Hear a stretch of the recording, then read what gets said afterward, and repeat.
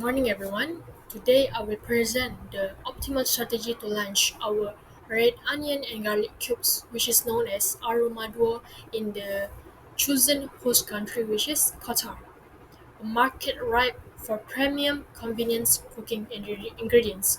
Our analysis recommends a two-phase approach, which is exporting for fast market entry and followed by a joint venture for sustainable growth. So for the exporting one, Qatar imports over 19% of its foods, with giants like Carrefour and Lulu Hypermarket dominating retail shelves. By partnering with these chains, we can place our products in front of millions consumers overnight without the cost of local production. For instance, Carrefour's Taste of Asia section is a perfect fit for our cubes, leveraging Qatar's demand for easy, flavor-packed solutions. Local distributors like Qatar National Import will handle logistics, halal certification, and halal certifications, and even in-store promotions, reducing our operational burden. So, uh, the next one is joint venture. Once demand is proven, we will deepen our roots by partnering with a Qatari food leader like Balatna, known for dairy and spices, or Sidna Organic. These partners offer more than distribution. They will help us adapt. For example, Balatna's consumers insights could guide us to offer smaller portion control packs for Qatari families or spice blends tailored to local dishes like machpus. Shared cost means lower risk, while their brand trust accelerates our market penetration. Assalamualaikum and hi, my name is Kodrinada binti Muhammad Shansuri and I will explain about the demand factors. So the first one is a market condition. There is a growing demand for quick and convenience cooking products like our cube product, which is onion and garlic. Many housewives, home cook and also the traveler prefer time-saving option because it's more easy than using a real raw material. For example, people love our product because they don't have to peel or chop the onions and also the garlic. It saves time also and doesn't cost the us intersection, and it's great for the busy kitchen. This show that the market condition is currently favorable for our product. So the second one is access to the markets.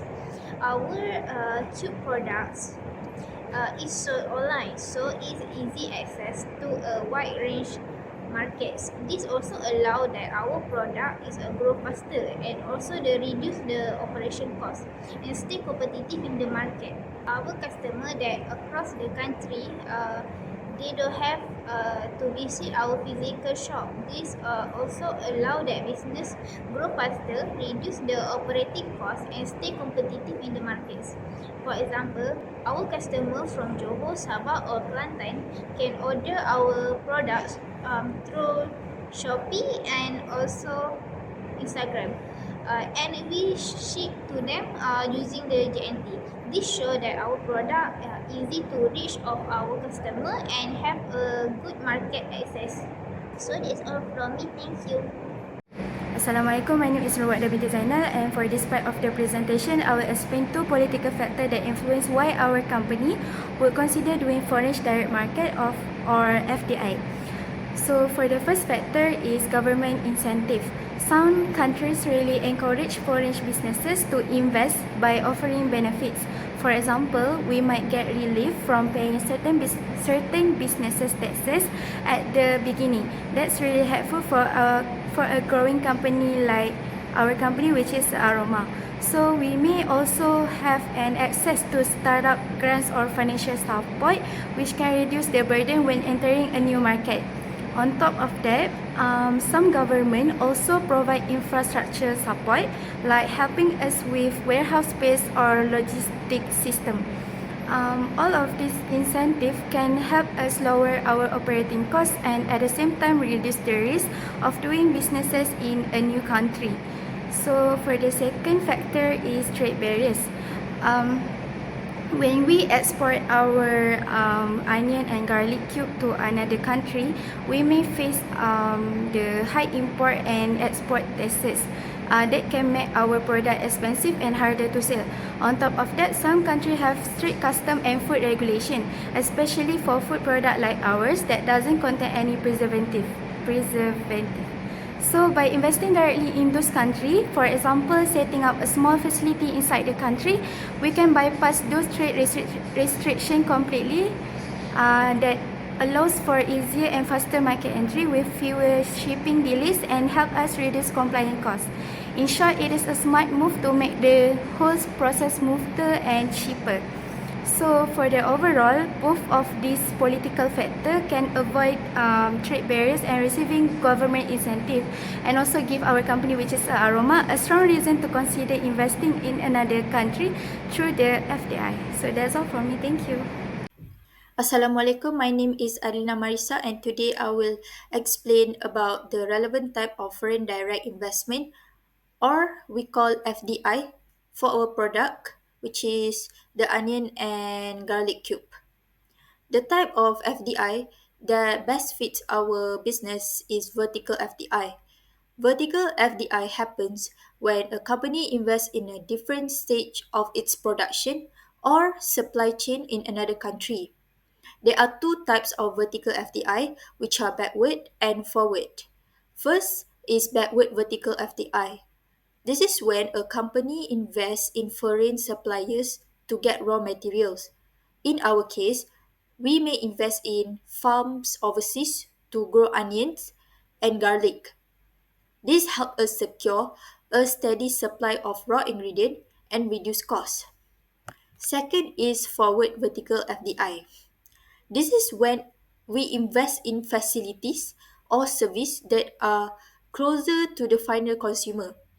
For our product, this could mean setting up a processing plant in a foreign country so we can produce and pack the cubes closer to the market that we want to sell to.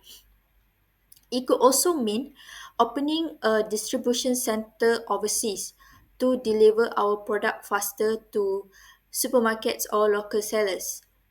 We might even invest in marketing or sale operation in that country to promote the product more effectively. By doing this, we can reduce shipping costs, shorten delivery time, and build a stronger brand presence in that market. So, in conclusion, FDI help us improve control over raw materials, reduce production costs, and bring our product closer to consumers overseas. That's all from me. Thank you. Next relevant type of the FDI engagement is horizontal FDI. What is horizontal FDI? Horizontal FDI means expanding into the same stage of the value chain in a different country. Basically, doing the same thing we do at home but in a new market. For us, this means setting up a production facility in another country to manufacture and sell onion and garlic cubes directly in that market. The goal is to serve local customers more efficiently. We won't need to export our products from Malaysia all the time, which saves on tariffs, transport costs, and delivery time. For example, if we see strong demand in the Middle East or Southeast Asia, we can open a facility there to produce cubes locally. That also allow us to adapt to local taste preferences and expand our brand presence. In summary, both vertical and horizontal FDI are relevant. Vertical FDI help us control our supply chain and processing, while horizontal FDI let us expand internationally and compete better in local markets. Using both strategies give us more control, reduce costs, and helps grow our brand globally. That's all from me. Thank you. Next, we will discuss about global marketing. Now, let me explain the comparison table between standardizations and adaptation strategies. First, under definitions, then standardization means using the same marketing strategy across all international markets. On the other hand, adaptation involves modifying the marketing mix, such as product, packaging, or promotion, to fit local market needs. In terms of cost, standardization is usually cheaper because the company can produce and market in bulk. However, adaptation requires extra cost for customization, such as adjusting packaging design or changing ingredients to suit local preference. When we look at cultural fit, standardization may not align well with the local belief, customs, or habits. For example, a marketing campaign that works in Europe may not suit a conservative society like Qatar. Adaptation, on the other hand, fits better because it respects and responds to the local culture and religion. As for consumers' response, standardizations might feel distant or less personal to customers in unique markets, but adaptation gives a sense of local relevance, which improves customer trust and satisfaction. Lastly, standardization is more suitable for products like tech gadgets, fashion, or luxury goods that have universal appeals.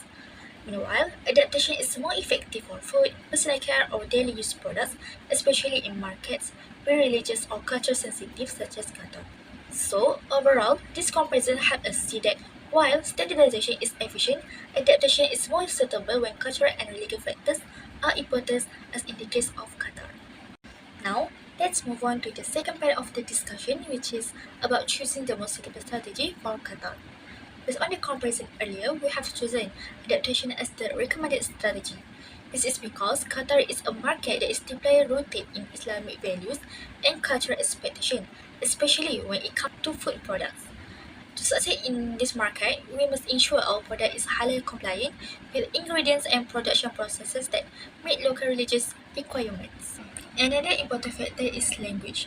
In Qatar, all packaging and promotion materials are expected to include Arabic. This is not just a cultural preference, but in many cases a legal requirement. So adapting our product presentation to include Arabic labeling will make it more accessible and trustworthy to local consumers.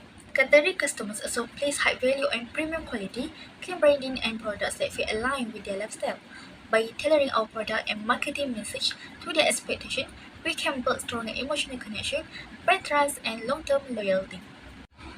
In short, adaptation allows us to respect the culture, religious, and regulatory environment of Qatar, making it the most suitable strategy to effectively enter and grow in this market. So, that's all from us, and thank you.